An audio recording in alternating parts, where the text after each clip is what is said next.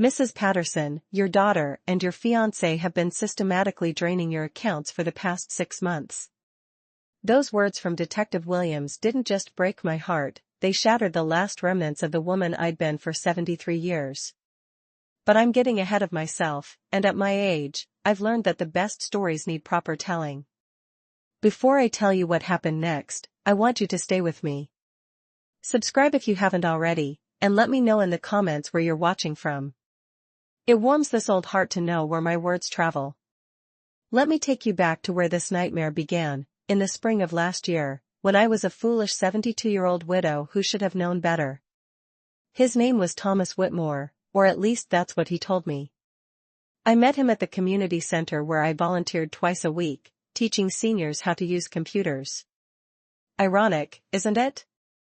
I was there helping others protect themselves online while walking straight into the oldest con in the book. Thomas was different from the other men who'd shown interest after my Herbert passed. He didn't try too hard. Didn't shower me with compliments that felt hollow. Instead, he asked questions. Real questions. About my work as a nurse before retirement, about my late husband's antique collection, about the Victorian house I'd lived in for 40 years. You must have wonderful memories in that place, he'd said, those kind gray eyes fixed on mine. Houses like that hold stories. They also held equity, nearly $750,000 worth, but I didn't know then that's what he was really asking about. Thomas had a way of making me feel seen. Not just noticed, but truly seen. He'd remember the smallest details, how I took my tea, that I preferred mystery novels to romance, that I'd always wanted to visit Ireland but Herbert's health had never permitted it. Looking back, I understand now that he was studying me, cataloging my weaknesses and desires like a hunter learning his prey habits. My daughter Emma seemed thrilled when I introduced them. My cautious, protective Emma, who'd been living with me since her messy divorce 3 years prior, actually encouraged the relationship. "Mom, you deserve happiness," she'd say, hugging me tight. "Thomas seems like such a gentleman. Dad would want you to move on." I'd been so grateful for her blessing. So relieved that my 45-year-old daughter, who'd been through her own heartbreak, could find it in herself to welcome a new man into our lives. What a fool I was. Thomas courted me the old-fashioned way. Flowers delivered to my door, always peonies, my favorites, though I never remembered telling him that. Weekend drives through the countryside, stopping at estate sales where he'd help me hunt for vintage medical equipment to add to my collection. Dinners at quiet restaurants where he'd ask the staff to turn down the music because a lady deserves to be heard. He told me about his late wife, Catherine, who'd died of cancer 5 years prior. He'd tear up when talking about watching her fade away, about how he'd promised her he'd find happiness again but thought he never would. Until he met me. It was all lies, of course. But at the time, it felt like the most honest thing anyone had ever shared with me. Within 3 months, we were engaged. "Why wait?" he'd said, sliding a modest but beautiful sapphire ring onto my finger. At our age, every day together is precious. Emma had helped him plan the proposal. She'd arranged the dinner reservation, coordinated with the restaurant staff, even helped pick out the ring. She'd been so excited, so genuinely happy for me. She'd even cried when I showed her the ring, telling me how proud Dad would be to see me opening my heart again. Or so it seemed.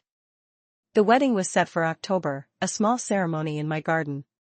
Nothing fancy, just close friends, Emma, and my grandson Tyler, Emma's 17-year-old son who was supposed to walk me down the aisle. But first, Thomas suggested, we should get our finances in order. "I want to make sure you're protected, Eleanor," he'd said, holding my hand across my kitchen table while Emma nodded approvingly. "If anything happened to me, you should have access to everything. And vice versa. At our age, we need to be practical about these things." It made sense. We were planning a life together. And Thomas was right, at our age, mortality wasn't some distant concept. It was a reality we both understood. Thomas introduced me to his financial advisor, a sharp young man named Marcus Reed who came highly recommended. Marcus had an office downtown with leather chairs and mahogany furniture that smelled like success and stability. He helped us set up joint accounts, updated my will to include Thomas as primary beneficiary, and suggested we consolidate some of my investments for better returns. "Mrs. Patterson, at your age, you want your money working efficiently," Marcus had explained, showing me charts and projections that made my head spin. "These old savings accounts are barely keeping pace with inflation. Let me help you maximize your assets." Emma sat in on every meeting, asking intelligent questions, taking notes. My daughter, always so practical, making sure her mother wasn't taken advantage of. She'd even caught what she said was a calculation error in one of Marcus's proposals. Nothing major, she'd assured me, just wanted to keep everyone honest. Except she was the one doing the taking. It started small. A charge on my credit card I didn't remember making. $500 at an electronics store. When I asked Emma about it, she'd borrowed my card to buy groceries a few days earlier. She looked confused. "Mom, I gave it back right away." "Maybe you bought something and forgot?" I'd laughed it off. At 72, forgetting things seemed reasonable. Herbert had started having memory issues in his late 60s, maybe it ran in families. But then there was another charge. And another. Each time Emma had a plausible explanation, and each time I felt a little more uncertain about my own memory. Then I started misplacing things. My car keys would turn up in the refrigerator. My reading glasses in the bathroom medicine cabinet. I'd have no memory of putting them there. "Mom, this is getting serious," Emma said one evening, her face creased with worry. "You left the stove on yesterday. What if there'd been a fire?" I didn't remember leaving the stove on. But the burner had definitely been on when Emma came home from work. She'd shown me, made me touch the still warm surface. "Maybe we should get you checked out," Thomas suggested gently that same evening. "Just to be safe. Early signs, you know. My aunt had dementia. It started exactly like this." The concern in his voice seemed so genuine. So loving. He held my hand while Emma called to make an appointment with a neurologist, and I felt grateful to have people who cared enough to intervene. Looking back, I can see how perfectly they orchestrated it. The planted evidence. The manufactured incidents. The concerned expressions that masked their calculation of how long until I'd be declared incompetent. That's when I made the call that saved my life. My nephew David, Herbert's brother's son, is a forensic accountant. Lives in Seattle, works for the FBI on fraud cases. We'd always been close, and he'd been unable to make it to my engagement party. When he called to apologize and catch up, I mentioned casually that I'd been having some memory issues. "Aunt Ellie, what kind of memory issues?"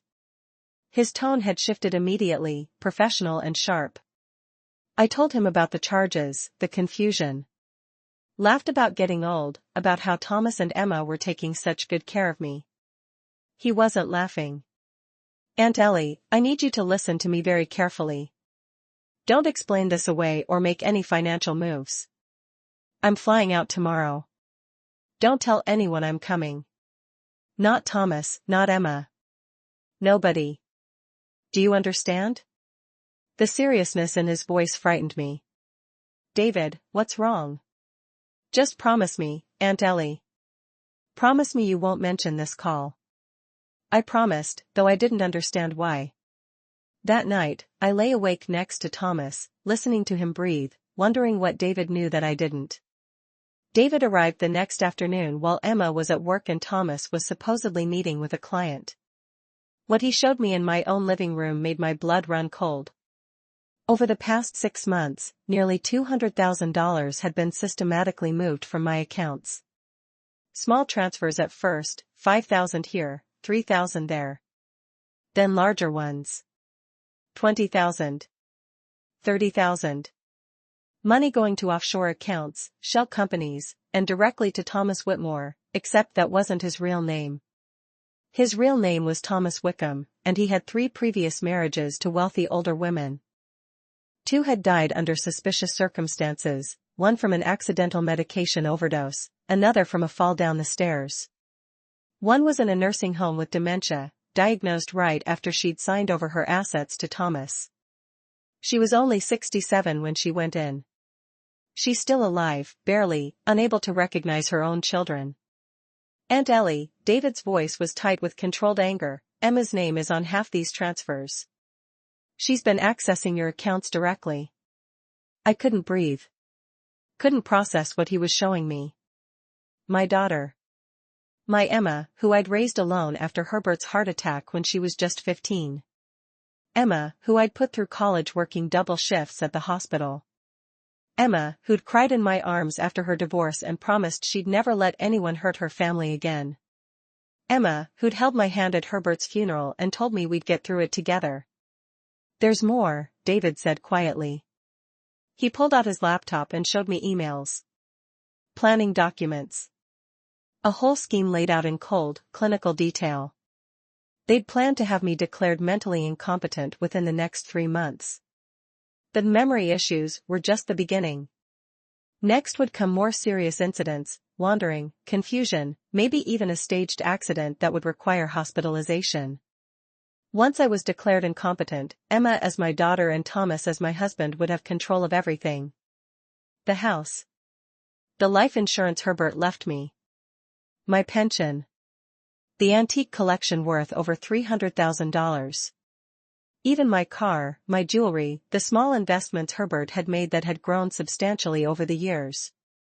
And according to the documents David found, I wasn't expected to survive long after the assets were secured. There were discussions about natural causes and expected decline in elderly patients. They were planning to kill me. My daughter and the man I'd almost married were planning to kill me. How did you find this? I whispered, staring at an email from Emma to Thomas discussing the timeline for full asset transfer. Anonymous tip, David said. Someone sent information to our fraud division. When I saw your name, I pulled the case immediately. He paused. Aunt Ellie, this is a sophisticated operation. Thomas has done this before, but never with a family member as an accomplice. That's what makes your case different, and more dangerous. Detective Williams from the Financial Crimes Unit wanted me to wear a wire. To confront them and get a confession on tape. I was 72 years old. I'd delivered babies, held the hands of dying patients, survived widowhood and loneliness. I'd thought I was strong. But sitting at my kitchen table with recording equipment taped to my chest, I'd never felt more fragile. Mrs. Patterson, you don't have to do this, Detective Williams said. She was younger than Emma, probably in her 30s, with kind eyes that reminded me of the nurses I'd worked with. We have enough evidence to arrest them without your testimony. No, I said, surprising myself with the firmness in my voice. I need to hear them say it. I need to look at my daughter's face and hear her explain why. Emma came home first. She kissed my cheek like always, asked about my day like always. So normal. So loving. She even brought me a cup of tea the way I liked it, with honey and a splash of milk. For a moment, I wondered if David was wrong. If there was some terrible mistake. This was my daughter. My baby girl. Sweetheart, I said, my voice steadier than I felt, I had a meeting with Marcus Reed today. About the investments. I watched her carefully. Saw the way her hand tightened on her own coffee cup. The way her smile became just a fraction more fixed. Oh? Is everything okay? He said there's been some unusual activity in my accounts. Large transfers I don't remember authorizing. Emma sat down slowly, setting her cup down with careful precision. Mom, we talked about this. You've been having memory issues. That's why Thomas and I have been helping you manage things. Remember? We all agreed it was for the best. Is that what you call it? Helping? The mask slipped. Just for a second, but I saw it. The calculation. The assessment of whether I was dangerous or just confused. The cold evaluation of how to handle this obstacle. Mom, I think you're confused. Maybe we should call Dr. Chen. Have her check your medication levels. Dr. Chen, the neurologist Emma had found for me. Another piece of their puzzle, I realized. Thomas arrived before she could continue. He walked in with that warm smile, carrying takeout from my favorite Chinese restaurant. Playing the devoted fiancé until the very end. Eleanor, darling, what's wrong? You look upset. I looked at this man I'd almost married. This man I'd kissed, shared my bed with, imagined growing old alongside. This man I'd trusted with my heart, my future, my life. Who are you? I asked. Really? He glanced at Emma. That's what sealed it for me, that one look. The silent communication between co-conspirators caught off guard. The quick calculation of how to proceed. Eleanor, honey, you're not making sense, he said, moving toward me with his hands out like he was approaching a frightened animal. Let's sit down. Emma, maybe you should call Thomas Wickham, I said clearly, watching his face go pale. Married to Patricia Knowles, who died of an accidental overdose in 2019. Married to Susan Chen, who's currently in a care facility with early-onset dementia. Married to Rachel Morrison, who fell down the stairs and broke her neck 6 months into their marriage. The blood drained from Thomas's face. Emma stood up, her chair scraping loudly against the floor. And Emma Patterson, my daughter, who accessed my bank account 47 times in the last 6 months. Who transferred a total of $193,000 to accounts she thought I'd never find. Emma's face transformed. The loving daughter disappeared, replaced by something cold and desperate. You can't prove anything. You're confused. You're having another episode. Actually, David said, stepping out from the hallway where he'd been listening with Detective Williams, we can prove everything. The look on Emma's face, I'll never forget it. Not shock or remorse. Just fury at being caught. The trial took 8 months. Thomas, or Thomas Wickham, as the court insisted on calling him, was connected to 5 similar schemes across 3 states. Emma had been working with him for over a year, recruited through an online forum where she'd been complaining about her financial struggles after her divorce. They'd found me together. Researched me. Planned every detail of the courtship, down to the peonies and the tearful stories about his dead wife Catherine, who'd never existed. The prosecutor, a woman named Sarah Chen, no relation to the neurologist, thankfully, laid it all out for the jury. The systematic isolation. The manufactured memory problems. Emma had been gaslighting me, moving my things, leaving burners on when I wasn't looking. The fake financial advisor Marcus Reed was part of their network, with an office that looked legitimate but existed only to facilitate this type of fraud.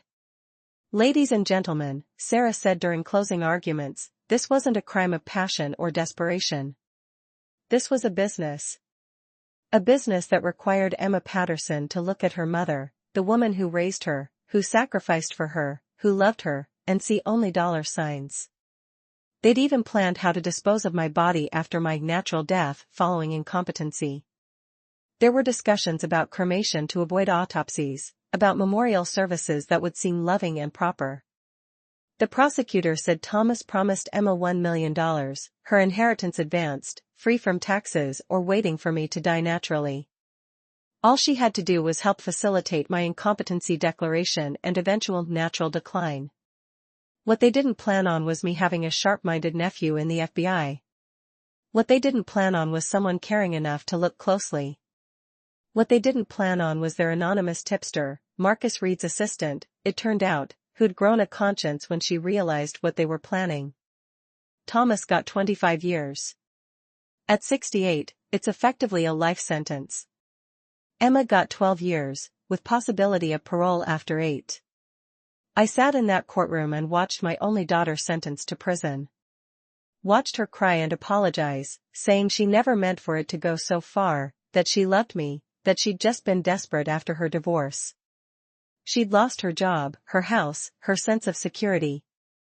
Thomas had made it all seem so easy, so victimless. Just some money I wouldn't miss. Just some legal arrangements to protect everyone. And when I was gone naturally, peacefully, she'd have been secure for life. Maybe she even believed it. But I remember those emails David showed me. The ones where she discussed accelerating the timeline when she found out about a property tax increase. Where she calculated how much she'd save on my medical expenses if I was placed in a facility instead of keeping me at home. Those weren't the words of someone who loved me. Those were the words of someone who'd decided I was worth more dead than alive. Tyler came to live with me after Emma's arrest. His father, Emma's ex-husband, couldn't take him, too busy with his new family in California. My grandson, 17 and heartbroken by his mother's betrayal, needed a home. Those first few months were hard. Tyler blamed himself, said he should have seen something wrong. I reminded him that I hadn't seen it either, and I'd lived through it. How could a teenage boy know his mother was capable of such things? She used to be different, Tyler told me one night. We were sitting in the living room, the television on but neither of us really watching.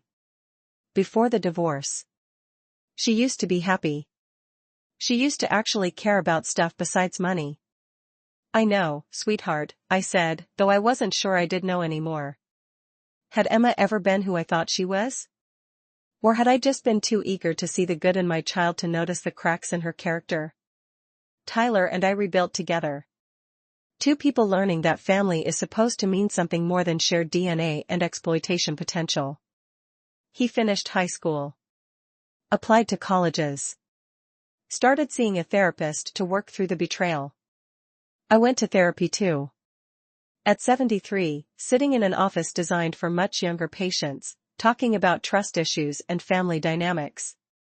My therapist, Dr. Reeves, told me that what I'd experienced was a particular kind of trauma, betrayal by the people we're biologically programmed to trust the most.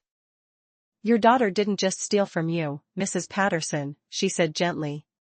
She violated the fundamental bond between parent and child. That's not something you just get over. She was right. I haven't gotten over it. I'm not sure I ever will.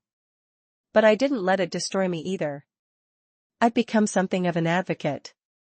I speak at senior centers about financial fraud, about the warning signs I missed, about how predators specifically target lonely older women with assets and strained family relationships. They look for isolation, I tell my audiences. They look for people like me who've lost a spouse and are hungry for connection. They study you. They learn what you need to hear, what you want to feel. And then they give it to you, with a price tag you don't see until it's too late. I work with the district attorney's office to help other elderly victims recognize the signs. I've testified in 3 other cases since Thomas's trial, helping prosecutors explain to juries how these schemes work from the victim's perspective.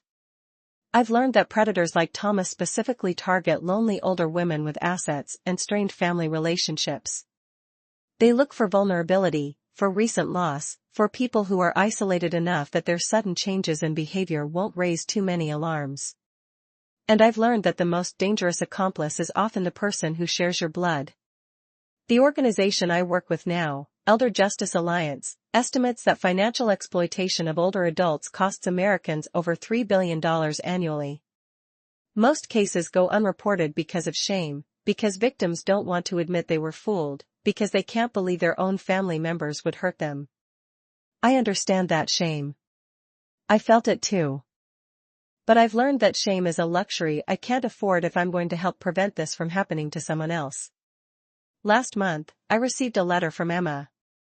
She's in a minimum security facility in Pennsylvania, and she's been going to therapy. She wrote 12 pages about her regrets, her desperation after her divorce, her resentment about always struggling while I seemed comfortable. She wrote about how Thomas had made it all seem reasonable, justified even. How he'd talked about my quality of life in a facility, about how I'd be better off with professional care. How she'd convinced herself that she was actually helping me by making these plans. She wrote that she understood now that she'd been manipulated by Thomas, that he'd preyed on her financial insecurity and twisted her thinking. She wanted me to know she'd never have come up with this on her own. She wants my forgiveness. I wrote back. One sentence, I forgive you, but I will never trust you again. Some people think that's cruel. They say she's my daughter, my only child, that family should forgive everything. That I should visit her, support her, help her rebuild her life when she gets out. But I've learned that forgiveness doesn't mean reconciliation. It doesn't mean pretending it didn't happen. It means accepting what was done and choosing not to let it consume you.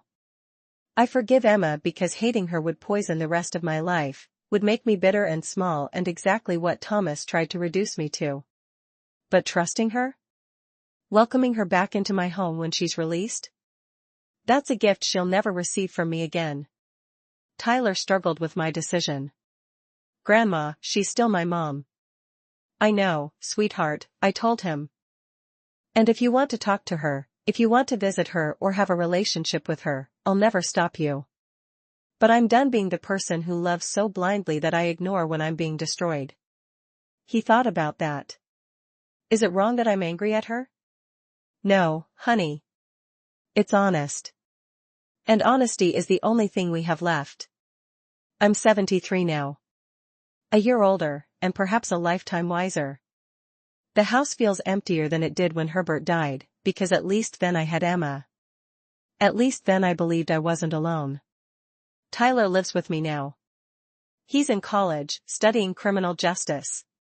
Says he wants to work in elder fraud prevention. My trauma became his calling, and I'm proud of him for that.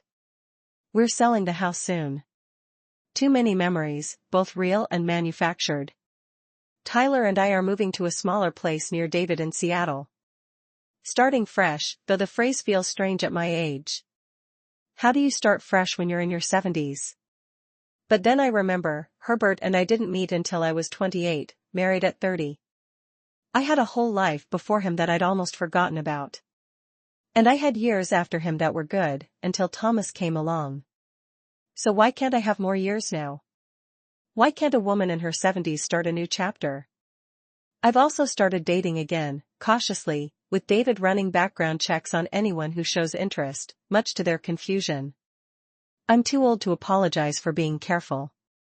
Too wise to mistake charm for character. There's a widower in my building, a retired teacher named Frank who brings me coffee and never asks about my finances. We play Scrabble on Thursdays. He makes me laugh. He knows my story. I told him everything on our second coffee date, and he doesn't try to fix it or exploit it or use it to make himself seem like a savior. Eleanor, he said after I finished telling him about Thomas and Emma, I'm 69 years old. I've got 3 grown kids, 7 grandchildren, and enough money to be comfortable but not rich. I don't need your assets. I just enjoy your company. Maybe something will come of it. Maybe not. Either way, I'm no longer desperate for companionship at any cost. People ask me how I didn't see it. How I could miss the signs with my own daughter. They don't understand that the best cons don't look like cons. They look like love. They look like family supporting family. They look like your daughter finally accepting your new relationship and your fiancé being protective and careful with your future. They look like everything you've ever wanted. That's what makes them so dangerous. I've also learned that betrayal by strangers is painful, but betrayal by family is a special kind of destruction. It doesn't just break your heart, it rewrites your history. Every memory becomes suspect. Every I love you might have been calculation. Every hug might have been part of the performance. I look back at Emma's childhood now and wonder what I missed. Were there signs even then? Was she always capable of this, or did life's disappointments twist her into someone unrecognizable? I don't have answers to those questions. I'm not sure I want them. What I do know is that she made a choice. However Thomas manipulated her, however desperate she was, she looked at her mother and saw an opportunity instead of a person. That was her choice, and she has to live with it. Emma called last week, collect from prison. I didn't accept the charges. Tyler was upset. Grandma, she's still my mom. Don't you think? Tyler, I interrupted gently, I love you. And I will support whatever relationship you choose to have with your mother. But I'm done being the person who sacrifices my own well-being for people who see me as an obstacle or an asset instead of a human being. He nodded slowly. I get it. I wish things were different. So do I, sweetheart. So do I. Today is my 73rd birthday. David threw me a party, just Tyler, Frank, a few neighbors from the new building, and some of the other fraud victims I've been working with through the advocacy group. No family. No daughter. No elaborate plans or expensive gifts. Just people who care about me for who I am, not what I have. One of the other victims, a woman named Margaret whose late husband's nephew had tried to defraud her, pulled me aside. Do you regret meeting him? She asked. Do you wish you'd stayed alone? I thought about it honestly. I regret trusting blindly. I regret not questioning things that seemed too perfect. But I don't regret trying to find happiness. That's not something we should apologize for. She nodded, tears in her eyes. Her story was similar to mine, different details, same devastating betrayal. We survived, I told her. And that's not nothing.